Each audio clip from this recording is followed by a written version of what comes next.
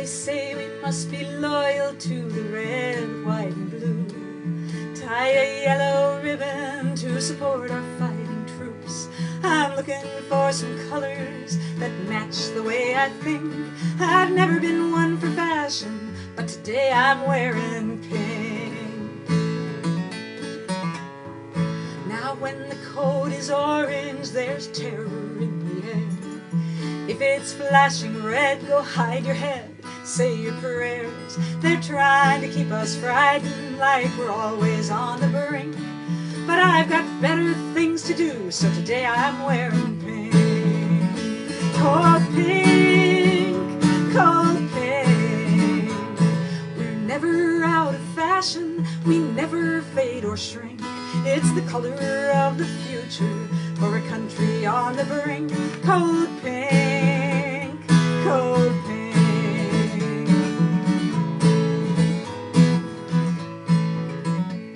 My mama thought a new pink dress would give her daughter joy, but I just wanted blue jeans, I was running with the boys. She tried in vain to change my style, what would the neighbors think? Well, mama, take a good look now, your baby's wearing pink.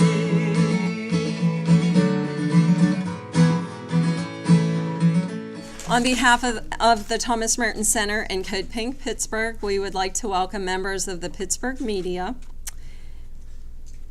and friends and comrades in the local peace and social justice community to this very special event as we gather to celebrate the Thomas Merton Center's 40th anniversary and the many accomplishments of longtime activist Medea Benjamin. Just back from a peacekeeping delegation to Pakistan, Medea is raising awareness about the immoral and illegal drone strikes the United States has been launching in Pakistan, Yemen, and Somalia, and covers the topic expertly in her new book, Drone Warfare, Killing by Remote Control. Medea is best known for co-founding Code Pink Women for Peace and the Fair Trade Advocacy Group Global Exchange. She was a Green Party candidate in 2000 for the U.S. Senate. The Los Angeles Times has described her as one of the high-profile leaders of the peace movement, and she was included in San Francisco Magazine as being on the power list of the 60 players who ruled the Bay Area. Medea worked for 10 years as an economist and nutritionist in Latin America and Africa for the United Nations Food and Agriculture Organization, the World Health Organization, the Swedish International Development Agency, and the Institute for Food and Development Policy. She spent 4 years in Cuba and has authored several books. Medea received a master's degree in public health from Columbia University and a master's degree in economics from the New School for Social Research. We are thrilled to have her with us this evening. Please welcome Medea Benjamin. I'm still contemplating what I'm going to say this evening because there's so much to say, and every day there's new stuff to say. I just took a quick look at my computer when I ran upstairs in the hour that Francine gave me to get ready, and saw all kinds of new things, like that there are now reports about the Iranians having fired upon a U.S. Predator drone that just happened to be out and about in the Gulf seas, and how awful it was that the Iranians would have militarized the Gulf. How dare they defend their own area? And I was thinking, just contemplating that, how easy these drones now are to get us into another war, because they're just out all over the place. There's so many of them. And the more that you have these drones in the sky and they can hover for days at a time, the more possibilities there are of these kinds of incidents happening. And certainly we know that from the Israeli point of view, they would love to take an incident like this and play it up to say, the United States, you must defend yourself from these Iranians, and there we go. Another thing that I saw when I went up to check my email was reports about an attack drone attack that the U.S. Did or did not do, because it's really hard to know, in Yemen. And widely varying reports about how many people got killed, from 3 to 39. And it just points up how little we know about what our government is doing in our name. And I am very concerned that the CIA has asked for expanded use of drones, to not only be using them in Pakistan, Yemen, and Somalia, but is now going to focus on Africa because of the void of governance that's happening in places like Libya and Mali with the coup there. So it's a very, very dangerous time with a very dangerous technology that we're using. And let's just open this up to some discussion, since I don't think we're going to have a chance for discussion this evening. The fact that Apple would call despicable that somebody wanted to let Americans know, or anybody in the world know, where the drone strikes had happened after the fact, of course, instead of calling it despicable that we were using these drone strikes so indiscriminately and so secretively, just shows, as you say, the collusion of the corporations with the military, industrial, congressional complex. And certainly we can give lots and lots of examples of how the corporations are benefiting from the endless wars that we're now in, and how much more difficult it becomes when we have to just try to even get basic information, much less talk to the American public from a bottom line of knowledge about what our government is doing. Mm-hmm. You know, it's tough if we never acknowledge any victory. That too makes it difficult to keep people involved in the movement. And I think we should acknowledge that thanks to the Iraqis forcing George Bush to sign an agreement saying that the troops would leave, and thanks to the tremendous energy of the anti-war movement, which gave Barack Obama an advantage over Hillary Clinton, that Obama felt obligated to bring the troops out of Iraq. And so I think it is important to say that the peace movement played a significant role in changing the dynamics in Iraq. We can talk about the private contractors that are left behind. We can talk about the drones that are left behind. We can talk about the embassy, the size of the Vatican, and all of that. But I think we should be positive about the fact that we have turned around public opinion so dramatically in the case of Iraq, and now in the case of Afghanistan. And that's pretty remarkable, given that we still have about 70,000 troops in Afghanistan and maybe 100,000 private contractors there, to now have so many people a significant majority in the United States saying they want to get out. So what's our job? To get out. I mean, what's the point of staying in for another 2 years, to keep having our soldiers dying there, to keep occupying another country, and to keep wasting $2 billion a week for 2 more years, with the open-ended possibility of staying there for perhaps another decade? We have to push that. Now, that's very difficult, because during this election season, Obama was talking about having ended one war and ready to end another one. And I think people really believe that and see him as a president who is getting us out of the wars that Bush got us in. So it's hard to mobilize. And you all know as well as I do how hard it's been to mobilize for these last 4 years. Yeah. And what do we have to do? Well, we have to rebuild in a way that's going to give us a broader coalition than what we have now. And I think with all the focus that's going to happen on the budget, in the not just the immediate fight that's going to happen in the next couple of months, but the longer range issues about the budget, that we have to get ourselves in these coalitions that have been formed with people saying, don't cut Social Security, don't cut Medicaid, don't cut Medicare. and tax the wealthy and make the corporations pay their fair share, we have to say, and we need significant reduction in the Pentagon budget to free up the money we need for these other things.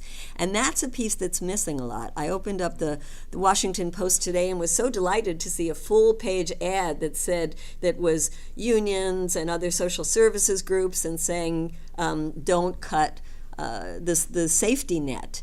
And yet, and talked about ways to raise that revenue and didn't mention the Pentagon in there. And we're always stuck like that because this was, it seems, initiated by the AFL-CIO, and they don't like to talk about wars because they have people in unions that make weapons.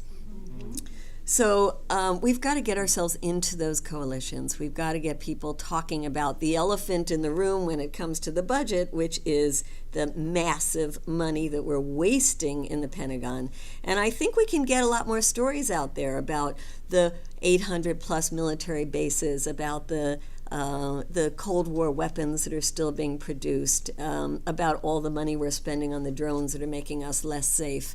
But it really means us doing our job to get into these other coalitions that are much stronger than we are, that have more of a base than we have, and that have more influence than we have. Well, it's pretty clear that there's going to be a lot of power struggles, which includes, unfortunately, a lot of violence in Afghanistan, whether we stay there, whether we go, and whenever it is that we go. It's going to have to happen. There are all kinds of forces that are jockeying for position, and there's such a huge level of corruption. And we know that one of the biggest problems has been that the very military and police force that we've been training have been turning against U.S. and NATO soldiers.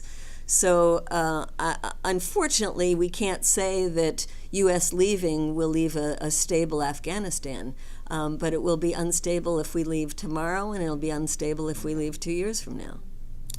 Well, Imran Khan, for anybody who doesn't know, was a very famous cricket player turned politician who has his own political party, PTI, and is contesting the elections and is the most popular person in Pakistan today. We had a chance to go on this march with him. As an aside, just for the insider group that is here, we've been criticized by some women's groups because there are a number of women's groups in Pakistan and outside of Pakistan who don't like him, who don't like his party, that think he is too close to the Taliban because he talks about negotiating with the Taliban. But nonetheless, we thought it was a good connection for us because without that march, we would have had no chance to get up to the tribal areas because that has been off limits to foreigners for 10 years. But it was with not only Imran Khan, but the massive numbers of people that he had with him that the government at least let us get as far as it's called DI Khan in the tribal areas. So that was very positive, and we think it's great that he's protesting the drones. When he came to this part of the world about 2 weeks ago, he first started out in Canada, where he had some events with a large number of mostly Pakistani Canadians. And then he got on a plane to come to the United States, where he had events planned, and he was taken off the plane by U.S. Customs and questioned about his position on drones.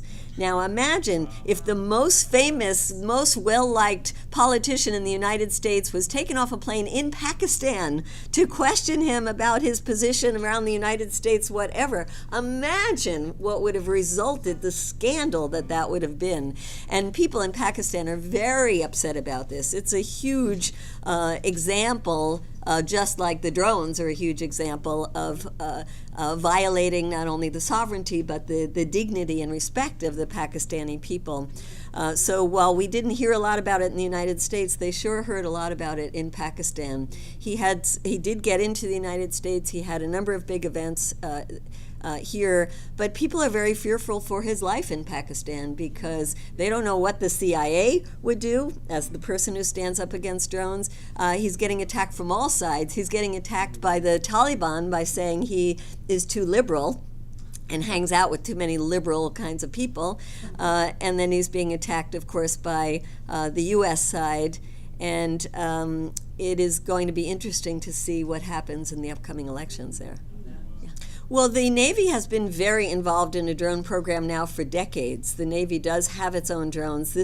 And the cooperation with Israel. Yes, yes, from the ship. Yeah. So that is just another example of work that has been going on for a long time that the public is not aware of. But in all branches of the U.S. government, there is this long-term collaboration with the Israelis, and the Israelis have very advanced technology when it comes to drones, and they are the number one when it comes to sales of drones around the world. And one of their marketing benefits is they say how they test these drones on the battlefield in a regularly. And in fact, the Israeli Navy tests them, of course, on the people of Gaza, just as the Israeli Army does. But there is a lot of collaboration going on with the Israelis, not only in the United States, but in Europe as well. Israeli-built drones are being bought, leased, and used by England, Italy, France, and they have a number of joint production going on in other European countries as well. Yeah, I mean, this is something I don't want to bore you because I'll talk about it tonight, because I think this is the key point, which is whether or not you care about killing people of color in other countries who are poor and who might be fighting us because we're occupying their country, or whether or not you even care that the United States is now killing people of color that are American citizens with drones overseas. At least you should care about the blowback and what's going to happen here at home. And that's two things. That's the blowback of other countries and other non-state entities getting their hands on drones and using them here. And the other blowback is our own government and law enforcement agencies using drones against us. When you were doing your research on drones, what about it was the most difficult, maybe even the most threatening? The most difficult was that there was so little information, and this was just a year and a half ago. And one of the things that I wanted to talk to people about tonight is how much this has changed just in the last year and a half. Because I had such a hard time doing the research, and now it's so easy. Now the information is out there, and I've worked on anti-war issues for decades now. I've never seen such rapid change happening between just maybe 6 months ago. I'll have to check the date before I talk tonight of the poll that was done that showed 83% of the American people being in favor of drones.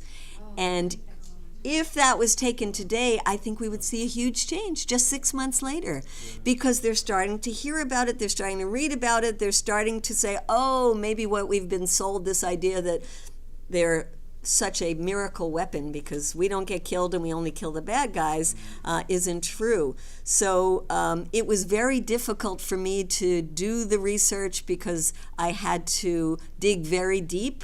And you asked what was difficult about it, and what was the second part? Perhaps even threatening. Oh, even threatening. Threatening was only that I had to go to places that are dangerous places, like Afghanistan, to do the research, and that's threatening. You know, I should knock on wood as I say this, but in this national security state that we have, I feel that it's amazing that we can still get out and talk about these issues. We can still question our government. And I did something on Sunday that I probably won't get a chance to talk about tonight, but it still kind of blows my mind, which is, the counterterrorism chief, John Brennan. So he is somebody who hangs out with Obama. Like every Tuesday they meet to come up with the new terror list, the new kill list. And he is the one in charge of coming up with this list. He's the one in charge now of what they call the disposition matrix, if you haven't heard about that, which decides how we're going to dispose of people for the next decade to come. And I came back from Pakistan just so disgusted and so heartbroken about what we're doing to people's lives there, and was sitting around last Sunday morning with my partner Ty Barry saying, maybe we should just try to find where John Brennan lives and go talk to him. And we laughed and said, this guy spent his whole career in the CIA and now he's a counterterrorism chief. We're not going to find where he lives. Lo and behold, we found a John O'Brennan and thought, oh, it can't be him. There's probably a million John O'Brennans, but let's just drive out there and take a look. We drove out to take a look. We're getting closer, and I say, this obviously isn't where this guy lives, because this is like a little suburban cul-de-sac with the house sandwiched in between other houses, and there's no fence, there's no security, there's no nothing, so this is the wrong John Brennan. And I said, well, just let me go and knock on the door just to make sure. Knock on the door. Who answers the door? John Brennan. And I'm still so shocked. I'm saying this isn't even him, I'm sure. It just kind of looks like him, but these middle-aged white guys, they look alike. So I said, John? And he said, yes. And I said, he said, what do you want? I said, I wanted to talk about a trip. And he said, a trip? A trip to where? And he's looking like, who am I? And I'm looking like, who is he? And I said, Pakistan. And all of a sudden I saw in his face like, okay, she knows who I am. And we had a chat. And I got a chance to tell him I had just come back from Pakistan while his wife is standing there. Why is she here on a Sunday? And why is she come to our house? And he says, how did you know where I live? This is a counter. It did not. No, he was not happy to see me. And then he asked me for a card. I gave him the card, and he said, "Oh, Code Pink." I thought so. But it is astounding, in this national security state that you can look up online, find the address of the counterterrorism chief, go to his house, knock on the door, and talk to him. So I'm not sure. Again. Yeah, not again. Right, once. Now we're planning something else there, but they probably won't live there for all that long. Well, when we found out where Donald Rumsfeld lived, we put it on the internet, and I got a call immediately from the FBI. How dare you put Donald Rumsfeld's house on the internet? I said, because I found it. And anyway, there's things we can still do. Yeah, I hope I'll remember it. That's thanks for reminding me, because I should talk about that, because it's really not just the number of people who've been killed and injured, it's the terrorizing of an entire huge swath of Pakistan. But it's also important to recognize that the Taliban are terrorizing people as well. So they're getting it from both sides. I mean, there are a lot of crazy people in Pakistan. I mean, there were not just the shooting of the 15-year-old Malala Yousafzai that happened when we were there, but just last week, a mother doused her own daughter with acid and killed her own daughter because she looked at a boy. So, there's a lot of backwardness. There's a lot of incredible oppression of women. And let's not pretend the U.S. is the only oppressor in that region. But we are U.S. citizens, and so we are supposed to have control over our own government. And in that sense, it is important to recognize that these drones are terrorizing people. And people said to us, you're using terror for your war on terror. We are 800,000 people in Waziristan, and these drones in some of the communities are there day and night, and they have profoundly changed the life in the community. People afraid to go out, people afraid to send their kids to school, people now taking antidepressants, they have PTSD, children afraid to go to sleep, people afraid to attend community gatherings that include funerals and weddings because funerals have been attacked. And increase and something that's not part of their tradition at all, which is suicide. And the other thing is tremendous mistrust that has been sown within the community because people think that they are being targeted because their neighbor or the other tribe or somebody they've had a feud with over the years has told somebody who has connections with a drone program to target so-and-so. They talk about these chips that, whether or not it's true, that have been given out to target people. And so it makes people very distrustful of each other. And then there's also the fact that people who seem to be collaborating with the Pakistani government are seen as, by the Taliban, as enemy. And so they are being attacked. So the people are really caught between the Taliban, the U.S., and the Pakistani military. And it's made for a huge refugee population. It's made for people who leaving their areas and flooding into already overcrowded cities like Karachi. And it's doing just what the U.S. did in Iraq and Afghanistan, which is heightening ethnic divisions, which will have repercussions for, unfortunately, for decades to come.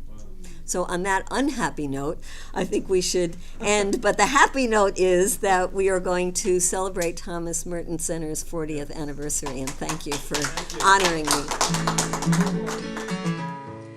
They say we must be loyal to the red, white, and blue. Tie a yellow ribbon to support our fighting troops. I'm looking for some colors that match the way I think. I've never been one for fashion, but today I'm wearing pink. Now when the code is orange, there's terror in the air. If it's flashing red, go hide your head, say your prayers. They're trying to keep us frightened like we're always on the brink. But I've got better things to do, so today I'm wearing pink. Cold pink, cold pink. We're never out of fashion, we never fade or shrink. It's the color of the future for a country on the brink. Cold pink, cold pink.